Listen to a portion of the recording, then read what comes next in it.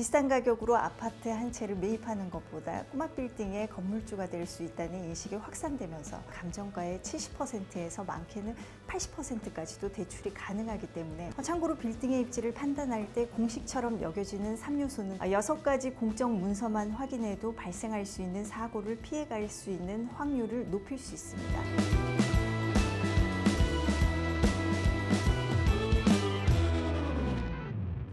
네, 최근 부동산 시장의 회복세와 함께 꼬마 빌딩 투자에 대한 관심도도 높아지고 있습니다. 얼마가 있어야 투자할 수 있는지, 또 어떤 지역이 좋은지 궁금하신 분들 많으실 것 같은데요.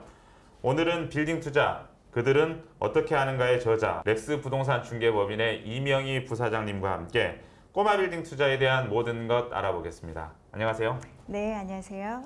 네, 먼저 개념부터 잡아보겠습니다. 일반적인 빌딩과 꼬마 빌딩, 어떻게 구분하는 건가요? 네, 수익형 부동산인 꼬마 빌딩은 부동산 시장에서 고층 빌딩을 제외한 중소형 건물들을 통칭해서 사용하는 용어인데요. 네. 건축법이나 부동산 관련법에 합의된 정의가 존재하지 않기 때문에 층수, 가격 등에 따라 다양한 기준이 적용될 수 있습니다. 과거에는 총 바닥 면적 1000제곱미터 미만, 5층 이하, 거래 금액 50억 원 이하의 상업용 빌딩을 꼬마 빌딩으로 칭하는 게 일반적이었다면 최근에는 전반적인 부동산 가격 상승의 영향으로 인해 연면적 3000제곱미터 이하, 매매 금액 200억 원 이하까지도 꼬마 빌딩으로 규정하기도 합니다. 네. 전체 연면적 300에서 1000제곱미터 미만의 업무 및 상업시설을 근린생활시설, 통상적으로 근생이라고 말하는데요. 네. 꼬마 빌딩이란 용어가 이를 대체하면서 근생시설을 빌딩으로 격상시키는 결과가 있었습니다. 자, 최근 통계를 보니 서울의 빌딩 거래 10건 중 7건이 꼬마 빌딩이라고 할 만큼 인기가 많습니다. 꼬마 빌딩이 이렇게 인기 많은 이유 어디 있다고 보십니까? 네, 2020년 전례 없던 유동성 공급으로 아파트 값이 천정부지로 치솟으면서 네. 비슷한 금액대의 꼬마 빌딩에 대한 투자자들의 관심이 쏠렸던 것은 사실입니다. 실제로 국토교통부 실거래가 공개 시스템에 따르면 강남구, 서초구를 중심으로 30억 원에서 40억 원을 웃도는 아파트를 쉽게 찾아볼 수 있는데요. 비싼 가격으로 아파트 한 채를 매입하는 것보다 꼬마 빌딩의 건물주가 될 수 있다는 인식이 확산되면서 부동산 거래량이 감소한 현 시점에서도 꼬마 빌딩의 인기는 여전히 지속되고 있습니다. 꼬마 빌딩의 선호 요인은 크게 대출과 세금, 상속이나 증여 세 가지를 들 수 있는데요. 최근 주택담보대출 기준이 완화됐음에도 불구하고 꼬마 빌딩은 감정가의 70%에서 많게는 80%까지도 대출이 가능하기 때문에 레버리지의 활용 측면에서 상대적으로 유리할 수 있습니다. 또한 세금 면에서도 장점이 있는데요. 상가나 업무용 빌딩은 주택과 다르게 건물분에 대한 종합부동산세가 과세되지 않습니다. 건물의 부속 토지 역시 사업용 토지로 별도 합산 과세 대상이 되기 때문에 공시지가 80억 원 이하까지는 종합부동산세를 내지 않아도 됩니다. 또한 건물은 여러 채 보유해도 중과세가 없다는 점 또한 장점입니다. 게다가 증여에도 유리한 측면이 있습니다. 매입한 지 2년이 지났을 경우에는 네. 증여 관련 과세 표준을 국세청의 기준시가로 허용해 왔는데요. 이는 시세의 50에서 70% 정도의 수준으로 주택에 비하면 낮은 금액입니다. 하지만 최근에는 국세청 시세와 가격 차이가 크게 나는 경우에 감정평가서를 요구할 수 있으니 주의하셔야 합니다. 네, 많은 장점들이 있다 보니 꼬마 빌딩을 사서 건물주가 되고 싶은 분들이 많은 것 같은데, 그래도 무엇보다 중요한 건 아무래도 내 자산 상황에 맞게 투자하는 것이 아닐까 생각되는데요. 레버리지를 잘 활용하면 큰 수익을 기대해 볼 수 있을 것 같은데 일반 투자자에게 쉽지 않다는 생각도 듭니다. 올바른 레버리지 활용을 위한 방법 있다면 어떤 것들이 있을까요? 네, 레버리지는 투자 시에 타인의 자본을 지렛대처럼 이용함으로써 자기 자본의 투입을 최소화하고 수익은 극대화하는 것을 말하는데요. 자금 운용 계획에 수반되는 빚도 능력이라는 수식어도 여기에서 비롯된 말입니다. 레버리지를 통해 투자 수익을 극대화하고 플러스 알파로 시세 차익의 효과까지 볼 수 있다면 이를 활용하지 않은 투자 대비 수익은 몇 배가 될 수도 있습니다. 네. 물론 수익이 발생하면 단순 자기 자본만 투자했을 때보다 더 큰 효과를 볼 수도 있지만 반대로 공실이 나서 임대 수익을 얻지 못하게 되면 빌딩 푸어로 전락하는 등의 더 큰 손실을 볼 수도 있습니다. 레버리지 효과는 양날의 검이기 때문에 과도한 부채는 독이 될 수 있다는 점을 명심하셔야 합니다. 통상적으로 건물 매입을 위한 대출 방식은 대부분 담보대출인데요. 감정가를 기준으로 담보 운용 비율을 계산해서 심사하고 또 감정은 매매 사례 비교법이나 원가법 등의 다양한 방법으로 평가하게 됩니다. 이렇게 나온 감정가에 담보 운용 가능 비율을 곱하게 되는데 거기서 대출을 받는 사람, 즉 건물주보다 우선해서 배당을 받아가는 선순위 채권을 차감하는 식으로 대출 가능 금액을 산정하게 됩니다. 추가로 담보대출에 비해 금리는 높지만 개인이나 법인의 신용도를 기준으로 받을 수 있는 신용대출도 있습니다.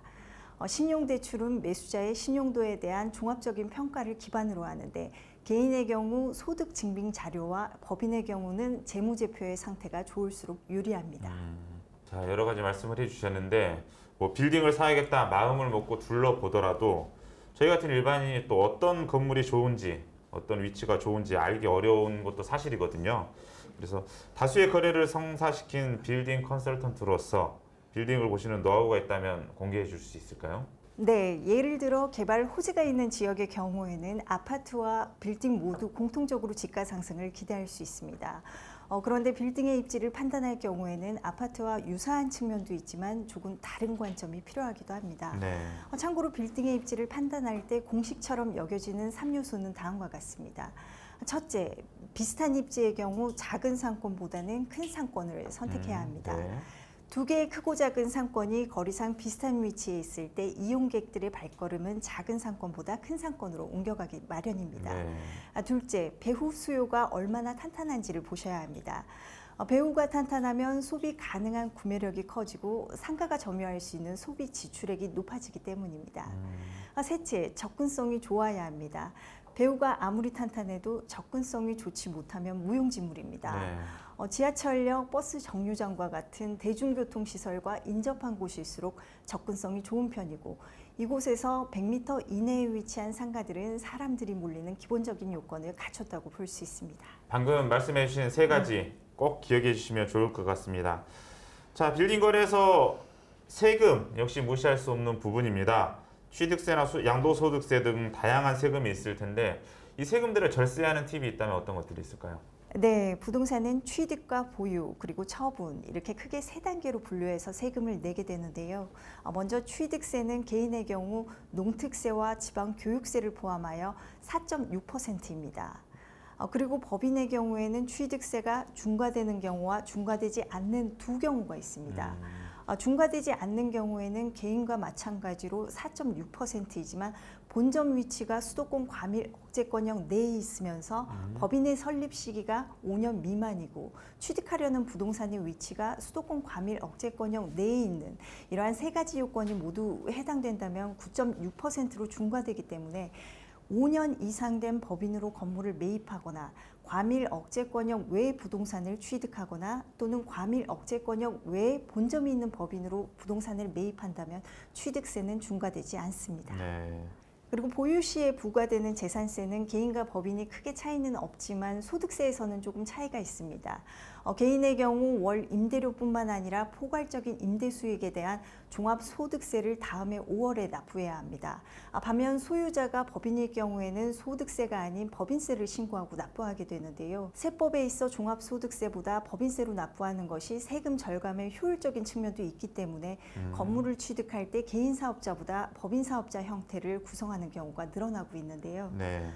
법인세의 경우 법인 자금이 법인 대표의 개인급여나 배당금으로 돌아갈 경우에 대표 개인의 종합소득세를 다시 계산해서 납부해야 하고 2023년 기준으로 법인 과세표준 2억 원까지는 세율이 9%이지만 네. 2억 원을 초과할 경우 세율 역시 19%로 상승하기 때문에 네. 반드시 따져봐야 합니다.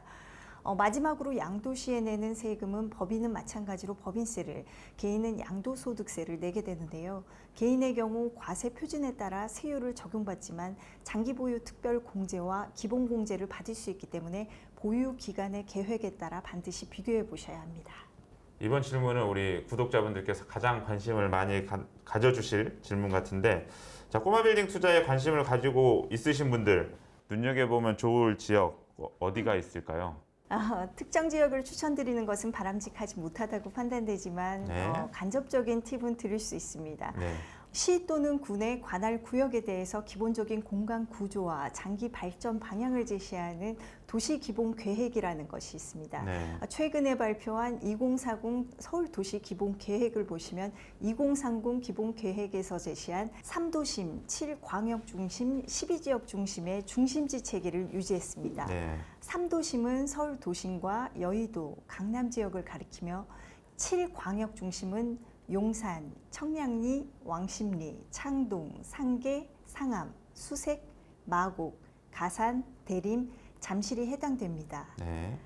12지역 중심은 동대문, 성수, 미아, 연신내, 신촌, 목동, 수서 등 12개 지역 중심으로 설정해서 GTX 노선이 통과하는 지역 중심 내에서는 신규 정착역을 추가로 도입해서 중심지를 더욱 육성할 계획입니다. 네.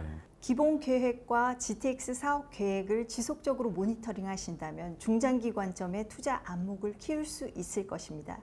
물론 해당 물건의 세부적인 입지와 건물 자체의 상태가 변수가 되기 때문에 투자 관심 지역에 대한 학습과 더불어서 현장 답사를 하는 노력도 강조드리고 싶습니다. 네, 정부에서 나오는 기본 계획, 또 새로 신설되는 교통망 이런 것들 눈여겨보시면 좋을 것 같습니다. 이렇게 모든 걸 다 파악해도 쉽지 않은 게 또 투자입니다. 빌딩 투자도 성공하시는 분들이 있는 반면에 실패를 맛보시는 분들도 분명히 있거든요. 여러 사람과 거래를 해오시면서 보신 빌딩 투자에 성공하시는 분들의 공통점이 있다면 어떤 것들이 있는지 좀 소개를 부탁드립니다. 최근에 가상화폐나 주식 투자를 통한 수익으로 빌딩을 매입하는 영앤리츠가 증가하는 추세이기는 합니다. 하지만 제가 빌딩 매매를 중개하면서 만난 대부분의 자산가들은 과감한 투자로 한순간에 큰 수익을 얻은 젊은 분들이 아니라 자신의 분야에서 한 단계 한 단계 성장하신 분들이었습니다. 제가 느낀 이분들의 공통점은 적절한 포트폴리오 매니지먼트를 통해 지속적으로 보유 자산의 증식을 이루었다는 점입니다. 네. 그리고 빌딩 매입의 목적과 용도에 대한 명확한 투자 관점을 가지고 있다는 점입니다. 좋은 빌딩을 볼 줄 아는 자산가들의 안목은 이러한 합리적인 포트폴리오 매니지먼트와 투자에 대한 명확한 관점을 기반으로 형성된 것이라고 생각합니다. 네. 지금까지 많은 말씀을 해주셨는데 자, 마지막으로 한 번 더 꼬마 빌딩 투자 시 꼭 체크해야 될 사항이 있다면 한번 정리를 부탁드리겠습니다. 빌딩 매매에 있어서 절대 놓치면 안 되는 부분이 바로 세금과 문서입니다. 네. 수익형 부동산은 말 그대로 수익을 내기 위한 목적으로 소유하는 건물입니다. 그렇다면 현재의 가치뿐만 아니라 미래의 가치까지 판단해야 하는 것은 물론이고 내가 소유할 부동산의 장점뿐만 아니라 단점까지도 파악해야 합니다. 근데 아무도 굳이 여기까지 함께 짚어주면서 동행할 의무나 보장도 하지 못합니다. 네. 오히려 거래를 위해서 장점만 앞세우고 단점을 숨기는 경우가 다반사입니다. 네, 그렇죠. 결국은 내가 알아야 피해를 볼 확률이 낮아집니다. 큰 금액이 오가는 거래가 걱정되고 두렵다고 해서 무턱대고 중개인이나 대리인한테만 의지해서는 안 됩니다. 6가지 공적 문서만 확인해도 발생할 수 있는 사고를 피해갈 수 있는 확률을 높일 수 있습니다. 등기사항 전부 증명서, 건축물 대장, 토지 이용 계획 확인원, 토지 대장, 지적도, 개별 공시지가 확인원, 이 문서들은 꼭 확인하시기 바랍니다. 세금과 문서 꼭 기억하시고 또 오늘 말씀드린 이 지역들 꼼꼼하게 챙겨보시면서 성공적인 투자하시길 바라겠습니다. 오늘 말씀 감사합니다. 네, 감사합니다.